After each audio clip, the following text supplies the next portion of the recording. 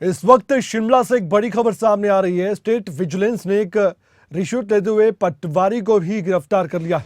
और हैरान कर देने वाली बात तो यह भी है कि आपदा प्रभावित से ही पटवारी ने 20,000 रुपए की रिश्वत मांग ली। आपदा में शिकायतकर्ता का घर तबाह हो गया था, लेकिन इन सब पर भी तरस नहीं आया इस पटवारी को जिसने रिश्वत मांगी, जिस पर आरोप लगे। मुआवजा राशि जारी करने की एवज में रिश्वत मांगने का आरोप था इस पटवारी पर। उसके बाद स्टेट विजिलेंस ब्यूरो ने अपनी ओर से कार्रवाई को अंजाम दिया है।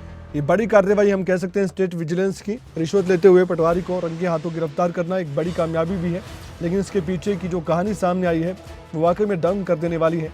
अधिकारियों को, पटवारियों को और बाकी जो लापरवाह अधिकारी हैं, रिश्वतखोर अधिकारी, एक बार संभल जाए। कार्रवाई तो आप पर होगी, साथ ही आपकी छवि पर दाग भी लगता है। ऐसे कम से कम लोगों को तो बख्श दीजिए जो पहले ही आपदा से प्रभावित हो, परेशानी में हो, और उनसे भी रिश्वत मांगी जा रही है। ये देख सकते हैं आप, ये लेटर भी जारी हुआ है, जानकारी दी गई है।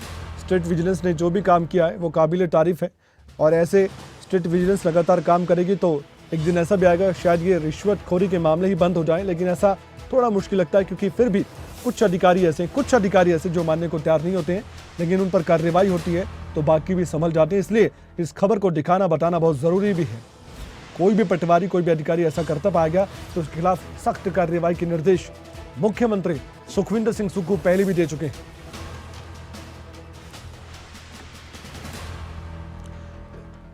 हमारे साथ कुछ ही पलों बाद हमारे ब्यूरो जुड़ेंगे, उनसे हम बातचीत भी करेंगे, वो जानकारी भी देंगे इस पूरे मामले को लेकर, क्योंकि ये मामला वाकई में बड़ा मामला है। स्टेट विजिलेंस की जो कार्रवाई हुई है, एक पटवारी जो कि गिरफ्तार हो चुका है, इससे पूछताछ की जाएगी, क्योंकि अभी आरोप जो लगे हैं उसके मुताबिक हम आपको बता रहे हैं कि रिश्वत मांगी गई इस एवज में कि मुआवजा राशि जारी कर दी जाएगी। ये तो एक एग्जाम्पल सामने आया, क्या ऐसे और भी एग्जाम्पल हो सकते हैं? सवाल बड़ा है। लेकिन इस खबर को वो ज़रूर लोग देख लें, अधिकारी देख लें, जिन पर जिम्मा तो पब्लिक की सेवा करने का है, लेकिन उसी जनता को परेशान करने का काम कुछ अधिकारी करते हैं। हालांकि कुछ अधिकारी, ज़्यादातर अधिकारी तो सेवा करते ही हैं पब्लिक की, लेकिन कुछ अधिकारी और पटवारी की वजह से हमारी ये सर्विस लॉबी बदनाम हो जाती है। हमारे साथ हमारे ब्यूरो जुड़ चुके हैं प्रदीप ठाकुर, ज़्यादा जानकारी के लिए। प्रदीप, स्टेट विजिलेंस की बड़ी कार्रवाई, लेकिन हैरानी होती है कि आपदा प्रभावित लोगों से ही एक पटवारी यूं रिश्वत मांगता है मुआवजा राशि जारी करने की एवज में। कैसे मालूम हुआ इस सब के बारे में स्टेट विजिलेंस को? कैसे शिकायत दी गई और कैसे इस कार्रवाई को अंजाम दिया गया? विस्तार से आपसे हम जानना चाहेंगे। बिल्कुल कमल, देखिए काफी दुर्भाग्यपूर्ण ये स्थिति है, क्योंकि एक तरफ आपदा है प्रदेश में और उसमें कई लोगों को नुकसान पहुंचा है, कईयों के घर ढह गए हैं और भी नुकसान इस तरह का हुआ है।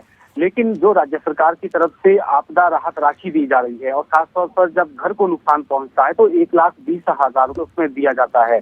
और ऐसी स्थिति में जब जो व्यक्ति ये शिमला के ही नारकंडा का रहने वाला है और इसके घर को नुकसान पहुंचा था, फिर इसने अपना घर खाली किया और फिर अपने लिए अस्थायी प्रबंध के तौर पर, यानी जो सरकार की तरफ से मुआवजा राशि 1,20,000 दी जाती है, उसके लिए अप्लाई किया। तो जो पटवारी ने 20,000 रुपये उसने रिश्वत मांगी।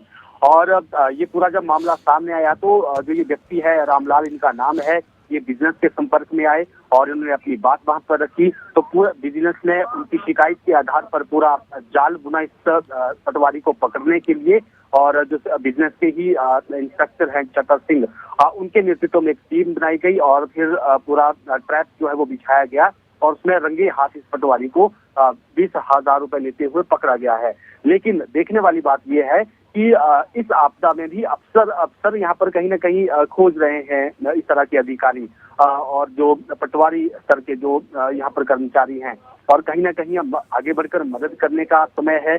लेकिन उसमें जिन लोगों को प्रभाव पहुंचा है, जिनके घर नुकसान हुआ है, उनको राहत राशि वितरित होनी थी, उसमें भी रिश्वत मांगी जा रही है। तो ये काफी गंभीर मामला भी है, दुर्भाग्यपूर्ण स्थिति भी है। हालांकि बिजनेस ने मामला दर्ज कर लिया है और अब इस आगे की जांच जो है इसमें शुरू हो चुकी है।